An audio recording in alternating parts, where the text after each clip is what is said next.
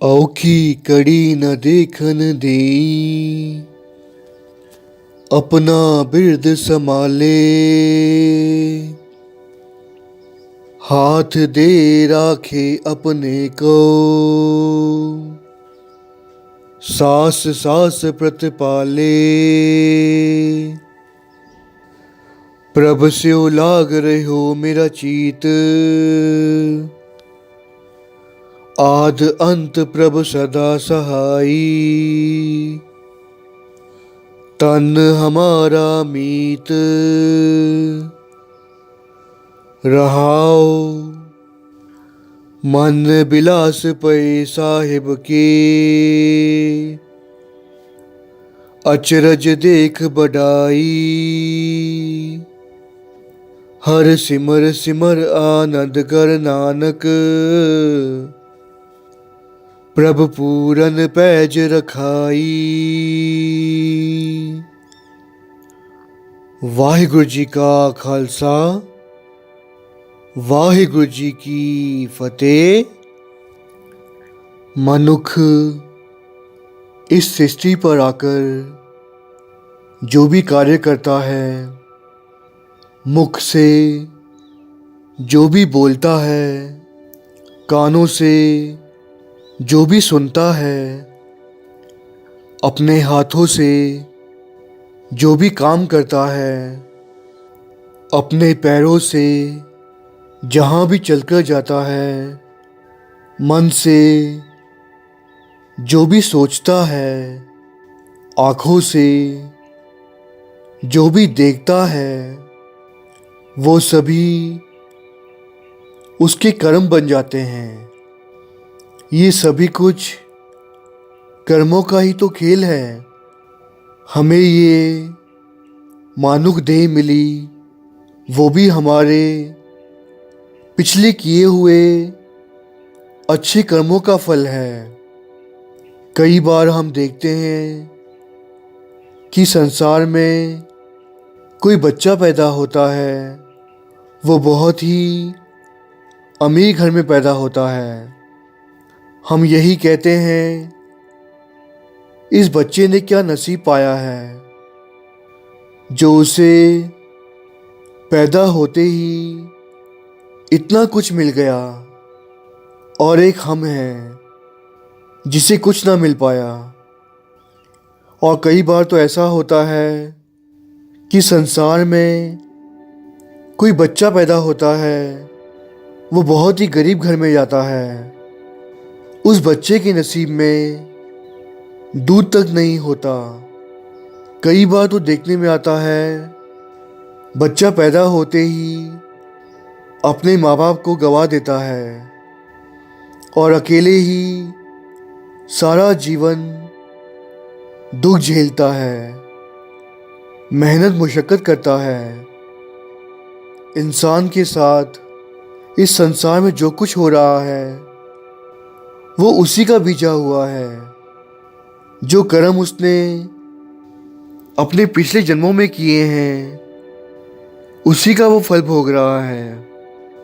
पर कुछ इंसान ऐसे होते हैं जो अपने कर्मों से लड़कर आगे बढ़ते हैं। यानी कि भले ही उस व्यक्ति के कर्मों में दुख लिखा हो, कष्ट लिखे हों, परंतु वो नाम के साथ जुड़कर प्रभु की भक्ति करके अपने कर्मों को बदल देता है और आगे चलकर उस व्यक्ति को सुख मिलते हैं। जैसे कि कुछ लोग कहते हैं कि रोज गुरुद्वारे जाकर क्या मिलेगा, परंतु होता यूँ है कि यदि हम गुरु के दर पर जाते हैं, गुरु के चरणों में माथा टेकते हैं, कहते हैं हमारे मस्तिष्क पर, हमारे माथे पर जो पुट्ठी लकीरें हैं, वो गुरु के चरणों में माथा टेककर सीधी हो जाती हैं। यानी कि हमारे बीजे हुए जो बुरे कर्म हैं, वो सीधे हो जाते हैं। सूली का कांटा हो जाता है। इसीलिए हमें गुरु के साथ जुड़ना है, प्रभु भक्ति में जुड़ना है, ताकि हमें प्रभु की प्राप्ति हो जाए। दरअसल हमारे इस संसार में आने का, मृत्यु लोक पर आने का एक ही मकसद है। उस मकसद को इंसान भूल चुका है। इंसान तो ये भी भूल चुका है कि कभी वो माँ के गर्भ में था। वो स्थान तपते हुए आग की तरह थी, जहाँ पर हम 9 महीने तक रहे। उल्टे लटक कर हम प्रभु के आगे अरदास किया करते थे कि हमें बाहर निकालें। हम प्रभु के साथ जुड़ेंगे, प्रभु की भक्ति में जुड़ेंगे। और बाहर आते ही इस संसार की मोह माया में, उसकी दलदल में फंसते चले गए। और प्रभु से हम जो वादा करके आए थे कि हम नाम जपेंगे, अपना जीवन सफला करेंगे, वो सभी वादे हम भूल चुके हैं। बचपन हमने गवा दिया खेल कूद कर। जवानी में हम अहंकार करने लगे। हम ये सोचने लगे कि मैं ही मैं हूँ, मैं जो चाहूँ वो कर सकता हूँ, और बुरे काम करने लगे। बुढ़ापा आया तो पछताने लगे, और पता ही नहीं चला कब मौत ने दरवाजे पर दस्तक दे दी और हमें संसार को छोड़कर जाना पड़ता है। इसी प्रकार ये सृष्टि बने हजारों साल हो गए हैं। इन हजारों सालों में ना जाने कितने आए और कितने चले गए। जिन्होंने नाम जपा, बानी पड़ी, उनका तो उद्धार हुआ, परंतु जो व्यक्ति पाप कर्म में फंस गया, उसने अपना जीवन बर्बाद कर लिया। उसे फिर जमदूत लेने आते हैं। आगे चलकर उसे नरक भोगने पड़ते हैं और फिर 84 लाख जूनें भोगनी होती है। इंसान पाप तो करता है, पर भूल जाता है अपने उद्देश्य को, इस संसार में आने का उद्देश्य। प्रभु ने तो हमें भेजा था प्रभु की प्राप्ति के लिए, क्योंकि ये मनुष्य जीवन ही ऐसा जीवन है जिसमें हम नाम जप कर, सेवा करके प्रभु की प्राप्ति कर सकते हैं।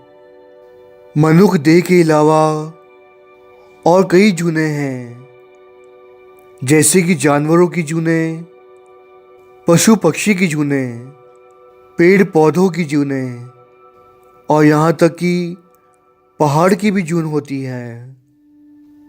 इन सभी जूनों में हम नाम नहीं जप सकते, प्रभु की प्राप्ति नहीं कर सकते। सिर्फ मनुष्य जून एक ऐसी जून है जिसमें हम नाम जप सकते हैं, बंदगी कर सकते हैं, सेवा कर सकते हैं, क्योंकि मनुष्य को ये शक्ति मिली है कि वो बोल सकता है, नाम जप सकता है, बंदगी कर सकता है। परंतु संसार में हम देखते हैं कि मनुष्य तो पाप कर्मों में लगा हुआ है। और कई बार तो हम ये भी देखते हैं कि मनुष्य पाप के दलदल में कुछ इस प्रकार फंस जाता है कि पाप ही उसे अच्छे लगने लगते हैं। उस व्यक्ति को अगर हम समझाएं कि पाप से दूर रहो, तो वो व्यक्ति हमें ही काटने को दौड़ता है, क्योंकि उस व्यक्ति को पाप में ही सुख मिलता है। इस पाप का सुख कुछ क्षणों का होता है। जैसे कि हम संसार में देखते हैं बहुत से व्यक्ति नशा करते हैं। बीड़ी सिगरेट का नशा, दारू का नशा और स्त्रियों का नशा, ये सभी जो नशा हैं वो कुछ क्षण के होते हैं। जो व्यक्ति इस नशे की दलदल में फंस गया, वो व्यक्ति अपना जीवन नष्ट कर लेता है। परंतु उस व्यक्ति को ये नहीं पता कि जो वो कर्म कर रहा है, जो पाप वो कमा रहा है, उन्हीं पापों की वजह से उसे आगे चलकर दुख मिलने वाले हैं। जिस प्रकार गुरु साहिब जी अपनी बानी में कहते हैं, पापी कर्म कमावदे कर दे हाय हाय, नानक जियो मथन मधानिया त्यों मत्थे तरम राय। गुरु साहिब जी यहाँ पर कह रहे हैं, इंसान पाप कर्म कमाता है और फिर रोता है, दुखों में जीता है। गुरु साहिब जी यहाँ पर कह रहे हैं कि हे मनुख, तू कर्म करते हुए ये नहीं सोचता कि इन कर्मों की वजह से तुझे ही आगे चलकर रोना पड़ेगा। तेरे किए हुए कर्म आगे चलकर तुझे ही भोगने होंगे। जैसे किसान बीज बोता है, वो बीज जो भी प्रकार का होता है, आगे चलकर उस किसान को उसी प्रकार का फल मिलता है। ठीक उसी ढंग से जो मनुष्य कर्म करता है, उसी अनुसार उसे फल भोगना होता है। तो जो व्यक्ति पाप कर्म कमाएगा, झूठ बोलेगा, कुकर्म करेगा, चोरियां करेगा, तो आगे चलकर उसे कई प्रकार के दुख भोगने होंगे। कहते हैं, पापी मनुष्य को जमदूत लेने आते हैं, धर्मराज उन्हें सज़ा देता है और फिर मनुष्य सज़ा भोगते हुए हाय हाय करता है। गुरु साहिब जी कहते हैं कि जिस प्रकार हम दही को रिड़कते हैं, लस्सी बनाते हैं, कहते हैं जमदूत हमें उसी प्रकार सज़ा देते हैं। आज हम एक बहुत ही बड़े पापी की कथा सुनने जा रहे हैं। वो पापी उस ज़माने का सबसे बड़ा पापी माना गया है, जिसके बारे में गुरुओं ने, भक्तों ने, महापुरुषों ने अपनी वाणी में कई बार फरमाया है, जिनका नाम है अजामल। अजामल एक राजपुरोहित का बेटा था।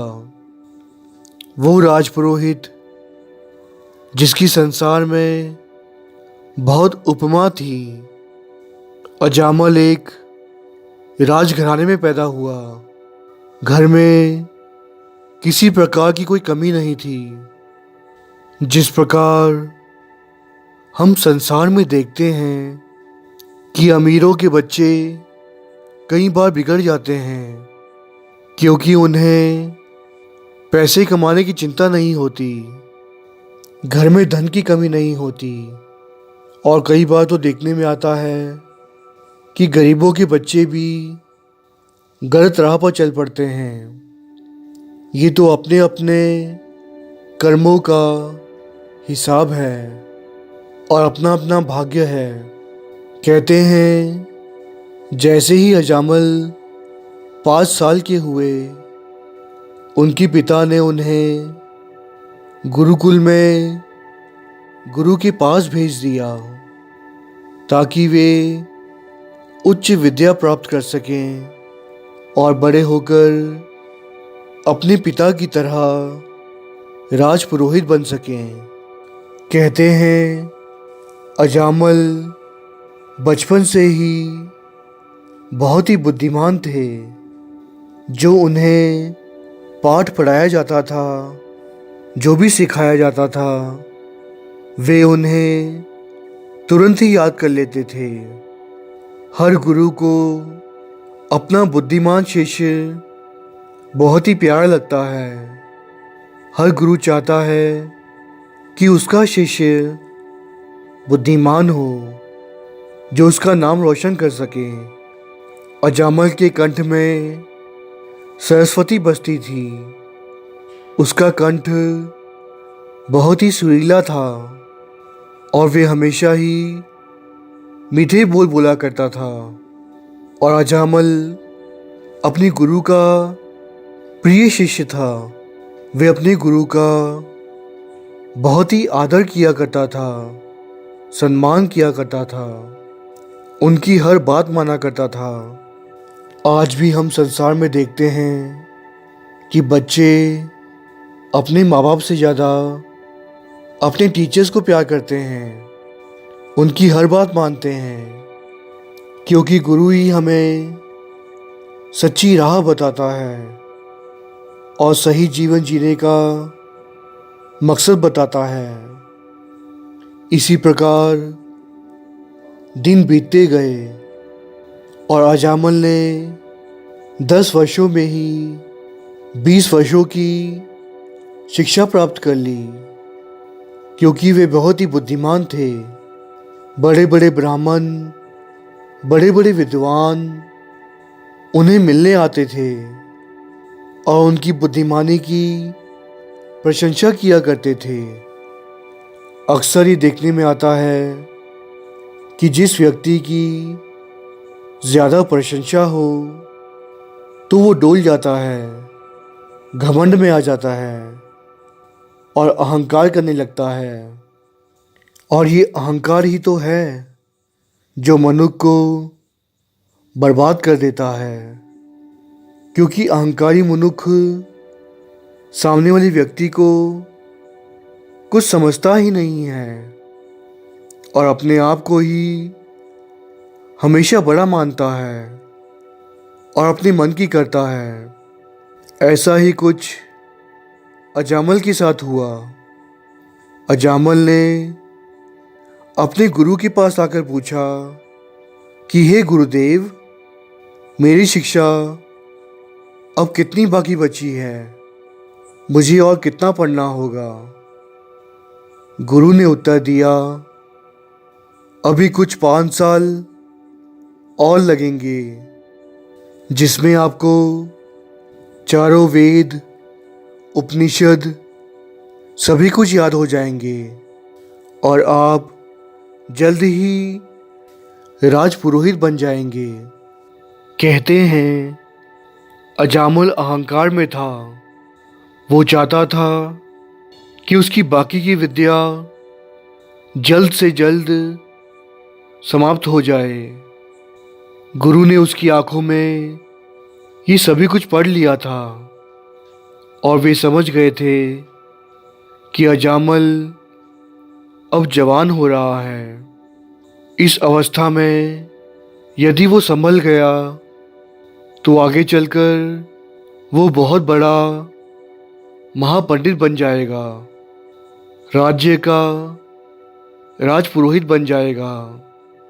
गुरु ने ये सोचकर अजामल से कहा कि तुम कभी भी नगर के अंदर नहीं जाओगे, बल्कि नगर के बाहर बाहर जंगल के रास्ते से होते हुए हमारे पास आओगे और उसी रास्ते से घर जाओगे। दरअसल गुरु चाहते थे कि अजामल को संसार की मोह माया की हवा ना लगे और उसकी विद्या संपूर्ण हो जाए और वो जल्द ही राजपुरोहित बन जाए। और एक बार उसकी शादी हो जाएगी तो उसका ध्यान संसारी मोह में नहीं लगेगा। अजामल ने कहा, जैसा आप कहें गुरुदेव, मैं वैसा ही करूँगा। कहते हैं पहले कुछ साल तो सचमुच ही अजामल नगर के बाहर बाहर के रास्ते से वो आया जाया करता था। परंतु कहते हैं जवानी की उम्र ऐसी होती है जो व्यक्ति अपने ही मन से लड़ पड़ता है। उसे ये बोध नहीं होता कि क्या सही है और क्या गलत। जिस प्रकार अक्सर संसार में देखने में आता है कि जवान बच्चे डोल जाते हैं, राह भटक जाते हैं और गलत चीज़ों में पड़ जाते हैं, जिसके कारण उनका जीवन नष्ट हो जाता है। कई व्यक्ति तो इस आयु में नशा करते हैं, शराब, तंबाकू इत्यादि का सेवन करते हैं। परंतु जो बच्चे अच्छा संग कर ले, गुरु की हर बात माने और प्रभु के साथ जुड़े, उनका अच्छा हो जाता है।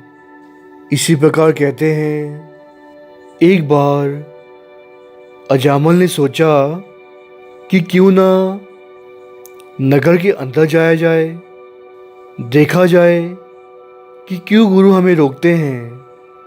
जब गुरु ने उन्हें रोका था तो ये बात उन्होंने कभी किसी से नहीं कही थी, पर आज जवानी के जोश में गुरु का कहा मानना उन्हें ठीक नहीं लग रहा था। एक बार उसका मन कह रहा था कि चलकर देखा जाए कि नगर में ऐसा क्या है, और दूसरी प्रकार उसका मन उसे रोक रहा था कि नहीं अजामल, जो गुरु ने कहा है उसे मानना चाहिए। अक्सर संसार में ये देखने में आता है कि जब हम गलत काम करने जा रहे होते हैं तो हमारा मन हमें रोकता है, परंतु यदि व्यक्ति उस प्रभु के साथ नहीं जुड़ा हो तो शैतानी शक्तियाँ उसे अपनी ओर खींचती हैं और उसका पैर फिसल जाता है और वो व्यक्ति मोह माया में पड़कर गुरु के उपदेश को भूल जाता है और मनमानी करता है। जिस प्रकार गुरदास जी फरमाते हैं, चरण सरन गुर एक पैंडा जाए चल, सतगुर कोट पैंडा आगे होए लेत है। अगर हम गुरु की राह पर चलते हैं तो गुरु हमें आगे होकर लेने आता है, परंतु यदि हम गुरु को छोड़कर गलत राह पर चलते हैं तो वो बुरी शक्तियाँ हमें अपनी ओर खींच लेती हैं। हम सभी के साथ ये होता है। जिस प्रकार गुरु साहब जी फरमाते हैं, जेको गुरते वेमुख होवै, बिन सतगुर मुकत ना पावै। अगर हम गुरु से विमुख हो जाते हैं, गुरु के कहे अनुसार नहीं चलते, तो हमें कई प्रकार के दुख भोगने होते हैं और फिर अंत में जाकर गुरु ही हमें संभालें तो हम संभल पाते हैं। इसी प्रकार कहते हैं कि अजामल दुविधा में फंस गया। एक बार सोचने लगा कि गुरु का कहा कभी टालना नहीं चाहिए, गुरु के कहे अनुसार चलना चाहिए। और एक बार सोचने लगा कि क्यों ना चलकर देखा जाए कि आखिर गुरु ने हमें क्यों रोका है नगर में जाने के लिए। आखिरकार अजामल अपने मन से हार गया और उसने गलत राह चुना और सोचा जो होगा देखा जाएगा। ये सोचकर वो नगर के द्वार के अंदर चला गया। नगर के अंदर का वातावरण बड़ा ही मनमोहक था। हर तरफ स्त्रियां थीं जो एक दूसरे के साथ बातें कर रही थीं। वे गोरी गोरी बहुत ही खूबसूरत थीं। दिखने में वे बहुत ही प्यारी थीं। जब उन खूबसूरत लड़कियों की आंखों में अजामल ने देखा तो उन झील सी नीली आंखों में वो खो गया। वो उन स्त्रियों की आंख को देखने लगा जो बहुत ही कोमल थीं। उस अर्धनंग कपड़ों को देखकर उसका मन विचलित होने लगा और वो किसी प्रकार नगर से बाहर आया और अपने घर की ओर हुआ। परंतु घर पहुंचकर उसे अपना ही घर अनजाना सा लग रहा था। उसका मन तो उस नगर के रास्ते पर मिली हुई उन स्त्रियों की ओर ही दौड़ रहा था। भोजन करते वक्त भी उसका मन भोजन में नहीं लग रहा था और जब वो सोने के लिए गया तब भी उसका मन उन स्त्रियों को याद कर रहा था। इसी प्रकार कहते हैं सारी रात बीत गई उन खूबसूरत स्त्रियों को याद करते करते और सुबह जब उसे उठना था तब जाकर वो सो पाया। और इतने सालों में आज पहली बार ऐसा हुआ कि वो अपने गुरु के पास देरी से पहुंचा। गुरु ने उसकी आंखों को देखा और पूछा, क्या तुम रात को सोए नहीं? सब ठीक तो है ना? अजामल ने उत्तर दिया, हाँ गुरुजी, सब ठीक है। और जैसा आपने कहा था कि नगर के बाहर बाहर से जाना, नगर के अंदर कभी मत जाना, मैंने ऐसा ही किया है। मैं नगर के अंदर नहीं गया। अजामल ने झूठ बोल दिया। एक बार तो उसकी आत्मा कांपी, परंतु वो क्या करे, वो झूठ बोल चुका था। गुरु जानते थे कि अजामल अब जवान हो चुका है, दिखने में भी अच्छा है और वो ये नहीं चाहते थे कि उसके पैर फिसल जाएं या फिर वो किसी गलत राह पर चल पड़े। इसीलिए गुरु ने उसे रोका था। गुरु तो ये चाहते थे कि उसका बुद्धिमान शिष्य आगे चलकर अपने पिता की तरह राजपुरोहित बने और अपना नाम ऊंचा करे। हर गुरु ये चाहता है कि उसका शिष्य एक बड़ा इंसान बने, इसी से वो संतुष्ट हो जाता है। परंतु इस बात को अजामल समझ ना सका और फिर इसी प्रकार वो रोज ही नगर के अंदर से जाने लगा। अब की बार जब अजामल ने नगर के अंदर प्रवेश किया, चारों तरफ खूबसूरत लड़कियां थीं। उस नगर के कोने में लड़कियों का बाजार था जहाँ पर वेश्याएं रहा करती थीं जो कि अपने जिस्म को बेचकर पैसा कमाया करती थीं।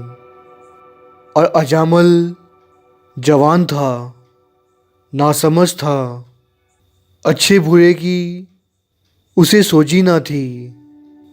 गर्म खून होने के कारण भला क्या है और बुरा क्या है, इसके बीच वो अंतर ना कर सका और उन लड़कियों के पीछे उसका मन फिसलने लगा।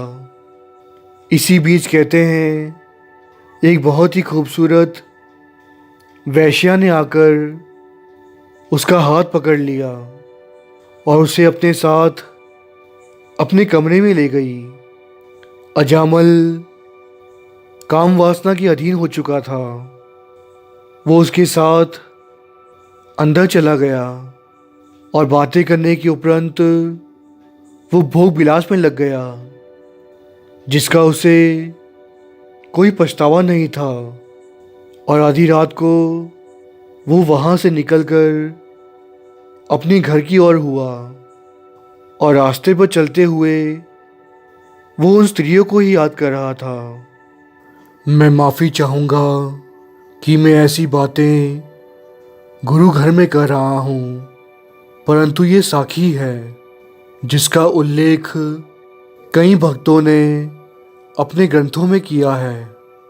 और सुबह जब वो अपने गुरु के पास पहुंचा और नींद पूरी ना होने के कारण उसकी आंखें लाल थीं, गुरु ने फिर पूछ लिया कि आजकल रात को तुम सोती नहीं हो, क्या बात है, सब ठीक तो है ना? अजामल ने आज फिर झूठ बोल दिया कि हाँ गुरुजी, सब ठीक है और मैं नगर के बाहर बाहर से ही आता हूँ, कभी नगर के अंदर नहीं गया। अजामल का गुरु बहुत ही सूझवान था, बुद्धिमान था।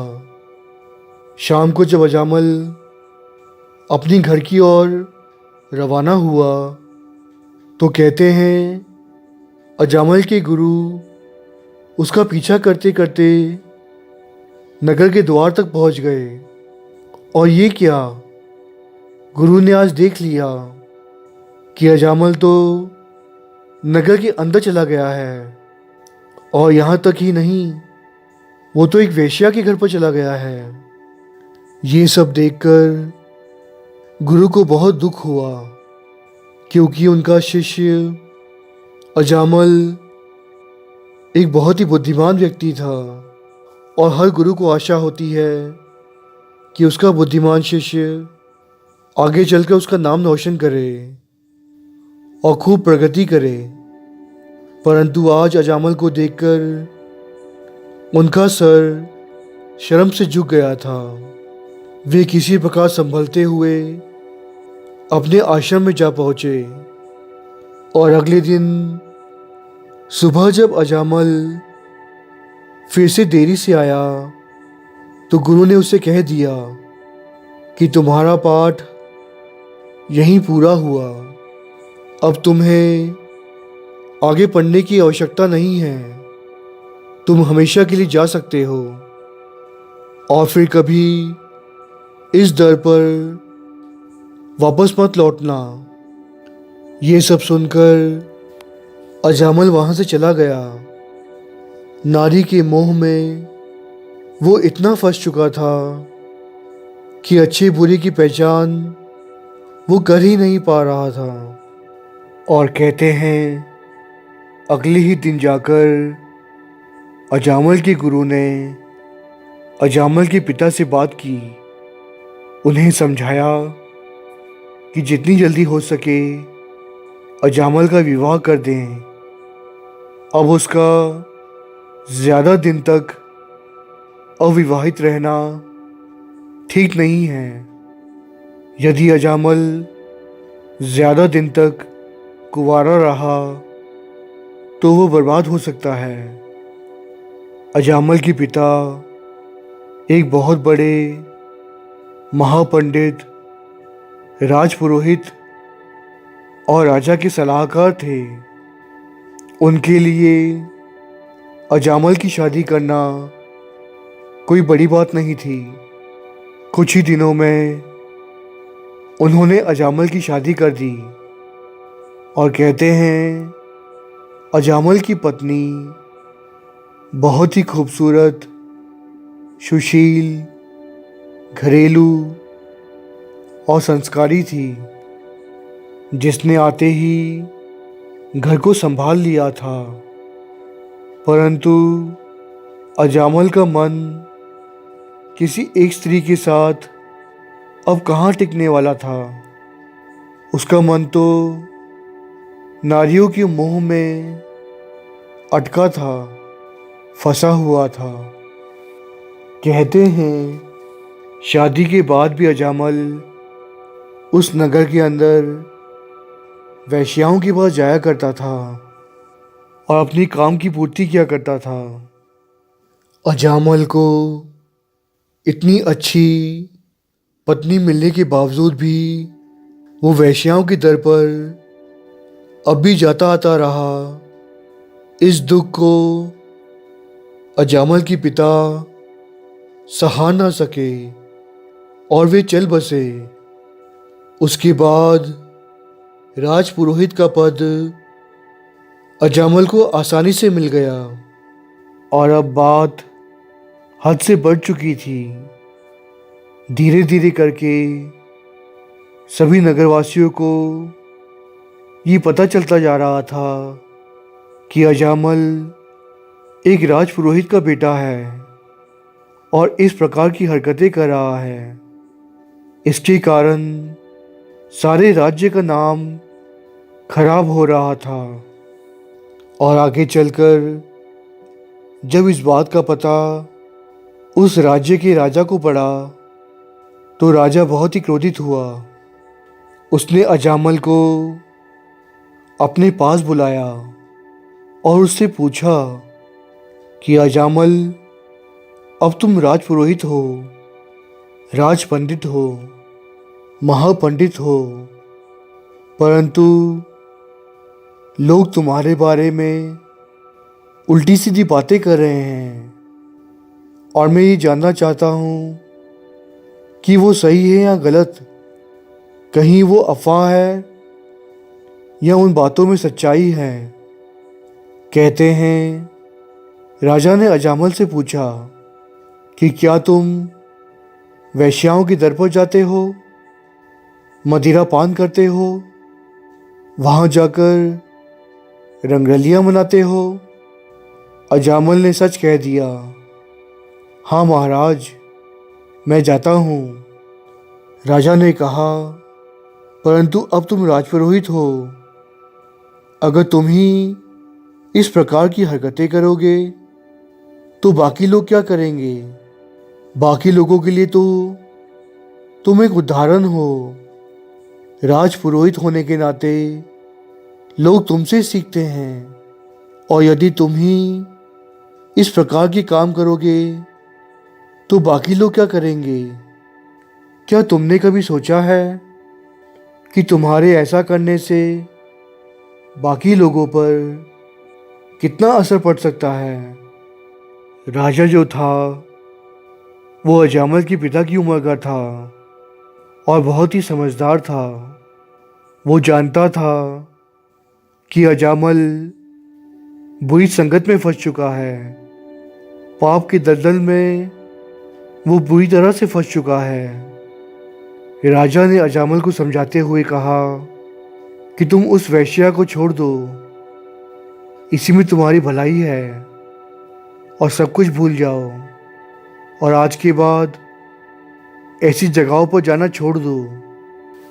कहते हैं इस पर अजामल ने उत्तर दिया, नहीं महाराज, मैं कलावंती को नहीं छोड़ सकता, मैं उससे बेहद मोहब्बत करता हूँ। तो राजा ने कहा, तो फिर उस कलावंती को अपने घर ले जाओ, उसे अपने साथ रखो ताकि लोग इस तरह की बातें ना करें। परंतु अजामल ने कह दिया कि नहीं महाराज, मैं उसे अपने घर नहीं ले जा सकता। इस पर राजा ने कह दिया, तो फिर ये राज्य छोड़कर चले जाओ, मैं तुम्हारी संपत्ति, तुम्हारी पत्नी और तुम्हारे बेटे के नाम करता हूँ और तुम्हें देश निकाला देता हूँ। आज के बाद तुम इस राज्य में कभी मत दिखना और उस कलावंती को भी मैं इस राज्य से निकालता हूँ ताकि और कोई वेश्या इस प्रकार किसी राजपुरोहित को इस प्रकार फंसा ना सके।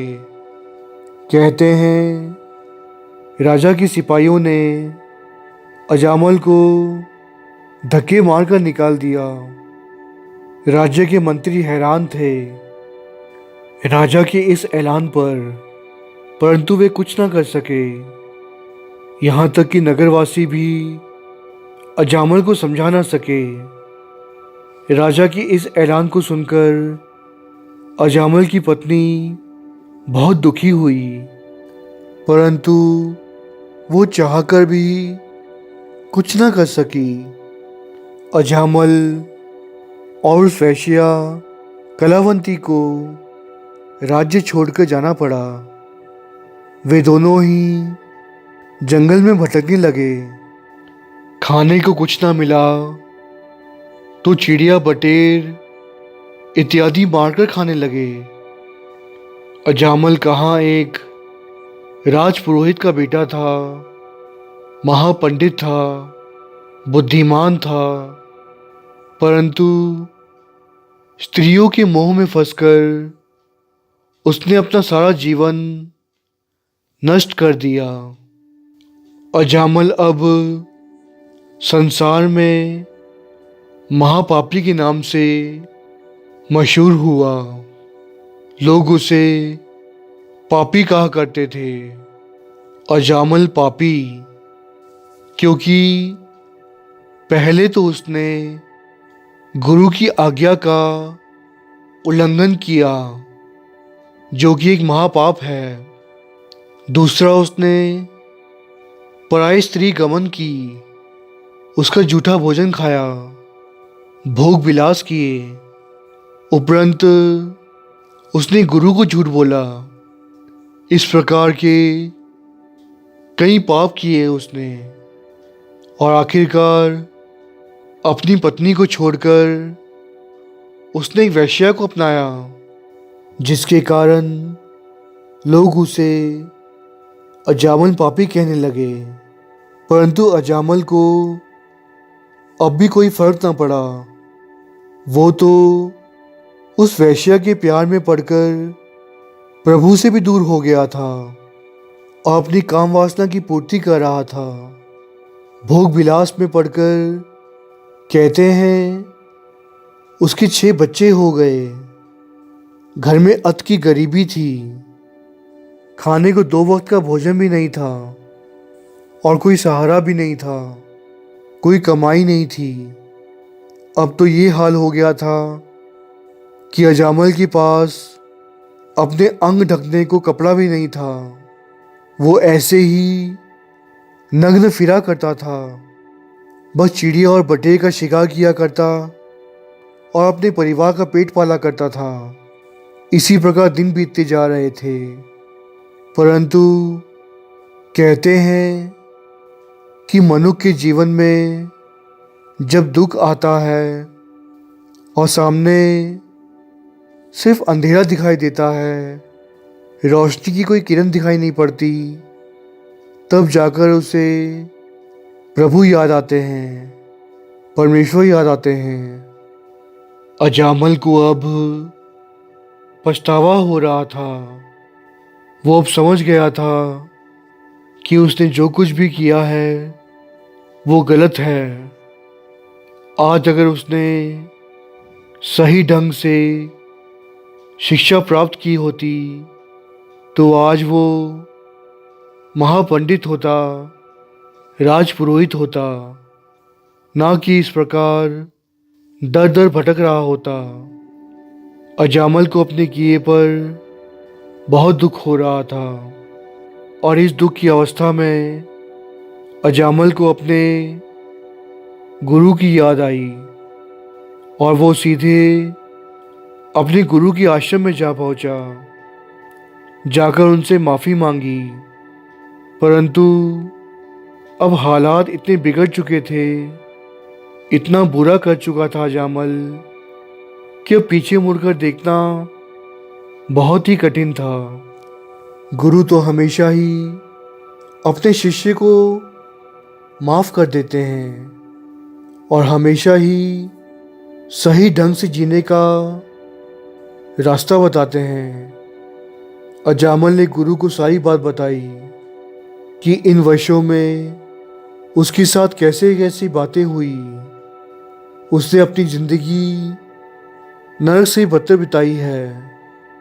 अजामल के गुरु ने अजामल से कहा कि तुम्हारे 6 पुत्र हो चुके हैं, और जैसा कि अजामल ने बताया कि 7वां बच्चा उस कलावंती वेश्या के पेट में पल रहा है। गुरु ने कहा कि जब 7वां पुत्र होगा तो उसका नाम नारायण रखना, तुम्हारा भला होगा। प्रभु कृपा करेंगे। गुरु के मुख से ये वचन सुनकर अजामल को थोड़ा धैर्य हुआ। वो थोड़ा संभला। समय बीतने पर जैसे ही उस वेश्या कलावंती को 7वां पुत्र हुआ तो गुरु के कहे अनुसार अजामल ने उसका नाम नारायण रखा। किसी जमाने में अजामल प्रभु भक्त हुआ करता था। उसके विचार अच्छे हुआ करते थे, परंतु आज वही अजामल ब्राह्मण होते हुए भी मांस इत्यादि खाने लगा था। एक बार की बात है, अब वो वेश्या कलावंती भी परेशान हो चुकी थी, क्योंकि बच्चे पैदा कर करके उसका शरीर भी कमज़ोर हो चुका था और भोग विलास में उसका जीवन नष्ट हो चुका था। अब उसे लगता था कि जो कुछ भी हुआ है सब उसी की वजह से हुआ है। यदि सही वक्त पर वो राजा की बात मान लेती और अजामल के साथ नहीं जाती तो ये जो हाल उसका हुआ है ऐसा ना होता। और जो राजपुरोहित महाब्राह्मण अजामल की जिंदगी उसने खराब कर दी है, इसका अब उसे पछतावा हो रहा था। वो पश्चाताप की अग्नि में जल रही थी। उसका शरीर भी ढल रहा था और तन की सुंदरता भी नष्ट हो रही थी। और वो खिड़की के पास बैठकर राह तक रही थी किसी महापुरुष का, साधु संतों का, जो उसके दुख दूर करे। और ऐसा ही हुआ। समय आने पर कहते हैं अजामल की कुटिया के पास कुछ साधु संतों की टोली आई और अजामल अपनी रोज की दिनचर्या के अनुसार चिड़िया बटेर का शिकार करके लाया। परंतु आज वैश्या कलावंती ने इनकार कर दिया कि आज तो हमारे यहाँ पर साधु संत आए हुए हैं और हमें मांस नहीं बनाना चाहिए। ना जाने पहले से ही हम कितने पापों का फल भोग रहे हैं। हमें ऐसा पाप और नहीं करना चाहिए। अजामल ने उत्तर दिया, तो जो साधु संत आए हैं उन्हें हम क्या खिलाएं? कलावंती ने उत्तर दिया कि कुछ भुने हुए चने और गुड़ पड़ा है, हम वही उन्हें खिला देंगे, पर इस मांस से दूर रहेंगे। कहते हैं वे साधु बहुत ही पहुंची हुई हस्ती थे। उन्होंने अंतर्ध्यान होकर देखा और वे सभी बातें समझ गए और अजामल से कहा कि जो हुआ उसे वे भूल जाए और अब आगे की सोचे। साधु ने कहा कि तुमने बहुत अच्छा किया जो तुम अपने गुरु के पास गए और उनके कहे अनुसार अपने 7वें बेटे का नाम तुमने नारायण रखा। अब तुम इस नन्हे से बालक को बहुत प्यार दो, सिर्फ इसे ही पुकारो हर बात के लिए। इसी का सहारा लो, इसी से तुम्हारा उद्धार होगा। कहते हैं अजामल ने ऐसा ही किया। हर बात के लिए वो अपने सबसे छोटे बेटे नारायण को ही पुकारता था। नारायण यहाँ आओ, नारायण पानी दो, नारायण ऐसा कर दो, नारायण वैसा कर दो। हर बात के लिए वो सिर्फ और सिर्फ नारायण की ही मदद लिया करता था, सिर्फ उसी को पुकार लगाता था। और जिस प्रकार हर मनुष्य के सर पर काल मंडरा रहा है, ये काल किसी को नहीं छोड़ता। मृत्यु सत्य है हर किसी को आनी है। इसी प्रकार कहते हैं, अजामल का अंत समा आया। उसे ये संसार छोड़कर जाना था और साधु के कहे अनुसार वो अब हमेशा ही नारायण नारायण पुकारता था हर बात के लिए। कहते हैं, जैसे ही उसका अंतकाल आया, अंत समा आया, अजामल ने पुकार लगाई, नारायण नारायण, मुझे बचाओ नारायण। और नारायण नारायण कहकर उसके अंतिम श्वास निकल गए। और वो अजामल, जिसे लोग पापी कहा करते थे, जिसने अपने जीवन काल में घोर पाप किए थे, परंतु अपने आखिरी वक्त पर उसने नारायण का नाम जपा और उसी कारणवश वो तर गया। उस पापी इंसान को धर्मराज के यमदूत लेने नहीं आए, बल्कि फरिश्ते लेने आए और उसका उद्धार हुआ। जिस प्रकार भगत त्रिलोचन जी राग गुजरी में कुछ इस प्रकार फरमाते हैं, अंत काल जो लक्ष्मी सिमरै, ऐसी चिंता में जे मरै, सर्प जौन वलवल अवतरै, अरी बाई गोविंद नाम मत बिसरै, रहाओ अंत काल जो स्त्री सिमरै, ऐसी चिंता में जे मरै, बेसवा जौन वलवल अवतरै, अंत काल जो लड़कै सिमरै, ऐसी चिंता में जे मरै, सूकर जौन वलवल अवतरै, अंत काल जो मंदर सिमरै, ऐसी चिंता में जे मरै, प्रेत जौन वलवल अवतरै, अंत काल नारायण सिमरै, ऐसी चिंता में जे मरै, बदत त्रिलोचन ते नर मुक्ता, पीताम्बर वाक्य हृदय बसै। भगत त्रिलोचन जी यहाँ पर कह रहे हैं कि कोई मनुष्य अपने अंत काल में, यानी कि मरते वक्त जो भी सोचेगा, उस सोच के अनुसार ही उसे आगे चलकर जीवन मिलेगा। यदि कोई व्यक्ति अपने अंतकाल में पैसों के बारे में सोचे और उसके श्वास निकल जाएं, तो भगत त्रिलोचन जी कहते हैं कि उसे आगे चलकर सांप की जोनी भोगनी होगी।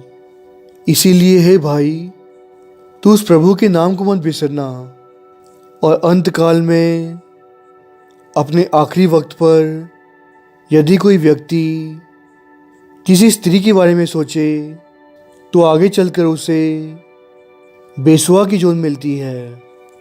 और अपने आखिरी वक्त पर यदि कोई व्यक्ति अपने बच्चों के बारे में सोचे, तो उसे आगे चलकर सूअर की जोनी मिलती है। और यदि कोई व्यक्ति अपने मकान के बारे में सोचे और उसकी आखिरी श्वास निकल जाए, तो उस व्यक्ति को आगे चलकर प्रेत की जोनी मिलती है। और भगत त्रिलोचन जी आखिर में कहते हैं कि यदि कोई व्यक्ति प्रभु का नाम लेकर उसका सिमरन करके दुनिया से चले जाता है, उसकी मृत्यु होती है, तो वो व्यक्ति मुक्त हो जाता है, तर जाता है और प्रभु के हृदय में जाकर बस जाता है। उसका आवागमन मिट जाता है, उस पर कृपा हो जाती है। अजामल ने भी अपने आखिरी वक्त पर नारायण कहा, जिसके कारण वो भवसागर से तर गया। नारायण नारायण नारायण, हर बात में वो सिर्फ नारायण ही कहा करता था। और नारायण नारायण कहकर उसका मन पवित्र हो रहा था, क्योंकि नारायण नाम आप पिता परमेश्वर का है। और आखिरकार अजामल का अंत वेला आया, काल उसे लेने आया, क्योंकि अजामल ने अपने जीवन काल में कई पाप कमाए थे, झूठ बोले थे, वेश्या के साथ रहा था।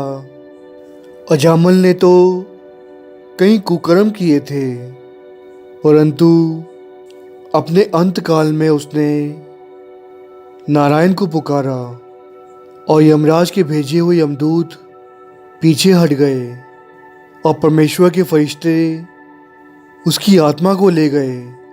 बहुत ही सत्कार के साथ अजामल तर गया, उसका जीवन मरण कट गया, क्योंकि उसने अपने अंत काल में परमेश्वर को याद किया, नारायण को याद किया।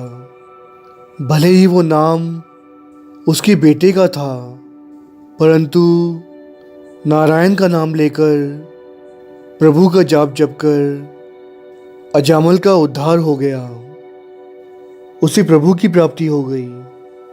इस साखी से हमें सीख मिलती है कि हम हमेशा प्रभु के नाम का जाप करें ताकि हमारा भी उद्धार हो सके।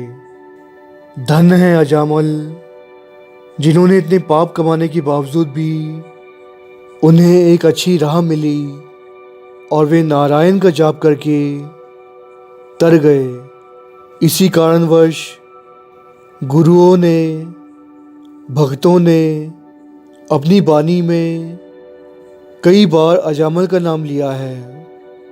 जिस प्रकार सोरठ राग में तान्य साहिब श्री गुरु तेग बहादुर साहिब जी अजामल के बारे में फरमाते हैं, अजामल पापी जग जाने, निमख माहे निस्तारा, नानक कहत चेत चिंतामन, तह भी उतरह पारा। यहाँ पर 9वीं पातशाही गुरु तेग बहादुर साहब जी कह रहे हैं कि जिस अजामल पापी को सारा जग जानता था, जिसने बहुत पाप कमाए, परंतु एक क्षण में ही उसका पार उतारा हो गया था, जो व्यक्ति संसार में आकर प्रभु का नाम लेता है, उसकी बंदगी करता है, सिमरन करता है, अमृत वेला संभालता है, सेवा करता है, उस पिता परमेश्वर को याद रखता है, उसी का पार उतारा होता है। गौरी राग में भगत नामदेव जी अपनी वाणी में फरमाते हैं, देवा पाहन तारियले, राम कहत जन कस न तरे, रहाओ तारिले गनिका बिन रूप, कुबिजा ब्याध अजामल तारियले। भगत नामदेव जी यहाँ पर कह रहे हैं कि जो प्रभु का नाम लेता है वो तर जाता है। जो व्यक्ति राम के नाम को जपता है उसे जमदूत तंग नहीं करते। गनिका पापन जो बहुत बड़ी पापी थी, अजामल पापी जिसने बहुत पाप कमाए थे, वे सभी तर गए उस प्रभु का नाम लेने से। तो हे मनुख, तू क्यों नहीं प्रभु का नाम लेता ताकि तेरा भी उद्धार हो सके। मारू राग में गुरु तेग बहादुर साहब जी फिर फरमाते हैं, हर को नाम सदा सुखदाई, जाको सिमर अजामल उधरेओ, गनका हूँ गत पाई। राम का नाम ऐसा सुखदाई है जिसका नाम लेने से अजामल का उद्धार हुआ और गनका जो पापन थी वो भी तर गई। गोंड राग में भगत नामदेव जी अजामल के बारे में एक बार फिर फरमाते हैं, हर हर नाखस हरे परान, अजैमल कियो बैकुंठे थान, सुआ पड़ावत गनका तरी, सोहर नैनों की पुत्री। भगत नामदेव जी कहते हैं कि अजामल को बैकुंठ मिला क्योंकि उसने आखिरी काल पर नारायण का नाम लिया। धन है अजामल जिनके बारे में गुरुओं ने और भक्तों ने अपनी बानी में जिक्र किया है। बिलावल राग में धन साहिब श्री गुरु तेग बहादुर साहिब जी एक बार फिर अजामल के बारे में फरमाते हैं, दुख हरता हर नाम पछानो, अजामल गन का जह सिमरत मुकत पए, जी जानो। गुरु साहब जी यहाँ पर कह रहे हैं, उस प्रभु का नाम लेने से प्रभु उसके सारे दुख हर लेते हैं। जिस प्रकार अजामल ने और गनका पापन ने प्रभु का नाम सिमरन किया और वे मुक्त हो गए, तर गए। बसंत राग में पंजवीं पातशाही तन तन साहिब श्री गुरु अर्जन देव जी फरमाते हैं, सुन साखी मन जप प्यार, अजामल उधरिया कह एक बार। पंजवीं पातशाही गुरु अर्जन देव जी महाराज अजामल के बारे में कहते हैं कि उसने अपने गुरु का कहा माना, अपने सातवें पुत्र का नाम नारायण रखा और साधु के कहे अनुसार अपने पुत्र को हमेशा याद किया, नारायण नारायण का जाप किया, नारायण को हमेशा याद किया और इसी प्रकार अजामल का उद्धार हुआ और वो यमदूतों की मार से बच गया। उसके सारे पाप नष्ट हो गए, वो तर गया। गुरदास जी ने अजामल के बारे में, उसके सारे जीवन के बारे में गुरदास जी ने अपनी बानी में बहुत ही खूब फरमाया है। पतित अजामल पाप कर, जाए कलावंती दे रहिया, गुरते बेमुख होए कै, पाप कमावै दुर्मत टहिया, बिरथा जन्म गवायन, पवजल अंदर फिरदा वहिया, चीह पूत जाए वेसुआ, पापा दे फल इच्छे लहिया, पुत उन्हा सतवा, नाव धरनो चित उमैया, गुरु द्वारे जाए कै, गुरमुख नाव नारायण कहिया, अंत काल जमदूत वेख, पुत नारायण बोले छहिया, जमगन मारे हर जना, गहिया सुरग जम दंड न सहिया, नाय लय दुख डेरा टहिया। यहाँ पर गुरदास साहब जी ने अपनी वाणी में अजामल के बारे में बहुत ही सारांश में बताया है कि किस प्रकार अजामल डोल गया और सब कुछ छोड़ छाड़ कर वो वेश्या कलावंती के पास चला गया, अपने गुरु से विमुख हुआ, उसने झूठ बोले, पाप कमाया। आगे चलकर उसके 6 बेटे हुए और 7वें पुत्र के लिए वो अपने गुरु के पास गया और गुरु ने उस पर रहमत की, कृपा की और 7वें पुत्र का नाम नारायण रखा गया। और अजामल को उसके पापों के कारण जमदूत लेने आने वाले थे, परंतु उसने अपने 7वें पुत्र का नाम जपा, नारायण को पुकारा, जिसकी वजह से जमदूत पीछे हट गए और अजामल तर गया, उसका उद्धार हो गया। गुरु साहब जी हम पर भी कृपा करें ताकि हम भी प्रभु का नाम ले सकें, क्योंकि धनासी राग में भी गुरु नानक देव जी यही फरमाते हैं, नदर करे ता सिमरिया जाए। जब उस पिता परमेश्वर की नज़र होगी, बख्शीश होगी, रहमत होगी, तो ही व्यक्ति सिमर सकता है, तो ही व्यक्ति नाम जप सकता है, प्रभु का सिमरन कर सकता है। ये उसी की कृपा से मिलता है। अगर हम सोचें कि हम भक्ति करते हैं, हम सेवा करते हैं, हम अमृत वेला संभालते हैं, नहीं भाई, ये तो उसकी कृपा से मिलता है। हमें अहंकार नहीं करना, बल्कि उसका शुक्रिया अदा करना है कि गुरु हमें अपने साथ जोड़े रखे, ताकि हमारा उद्धार हो जाए, हम भी तर जाएं। अजामल पाप के वश में पड़कर उसकी चपेट में आ गया था।